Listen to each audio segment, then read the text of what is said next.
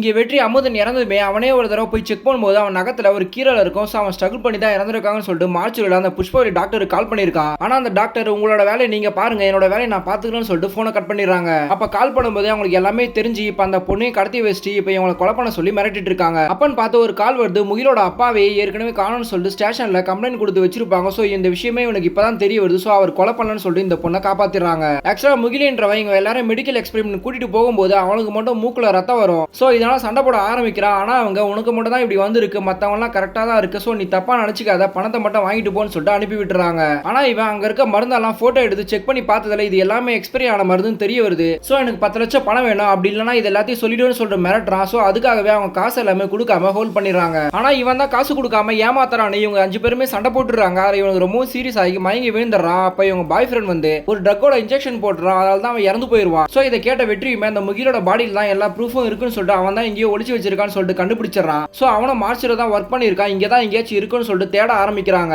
அப்போ ஒர்க்கிங்ல இல்லாத மார்ச்சுல electric metre மட்டும் ஓடுது. சோ அதை பார்த்ததுமே உள்ள போய் செக் பண்றாங்க. பார்த்தா அந்த பாடி அங்க தான் இருக்கும். இப்போ வெளியே வந்து அங்க இருக்க சிசிடிவி கேமரா யாருன்னா ஆக்சஸ் பண்றாங்களா சோ செக் பண்ணி பார்க்கும்போது அந்த புஷ்பவல்லி தான் ஆக்சஸ் பண்றாங்கன்னு சொல்லிட்டு தெரிய வருது. இப்போ கால் பண்ணி ஹீரோயினை என்கிட்ட கொடுத்தாதான் இந்த பாடியை உங்ககிட்ட தருவேன்னு சொல்றாங்க. சோ அவங்களுமே ஒத்துக்கிட்டு ஒரு இடத்துக்கு வர சொல்றாங்க.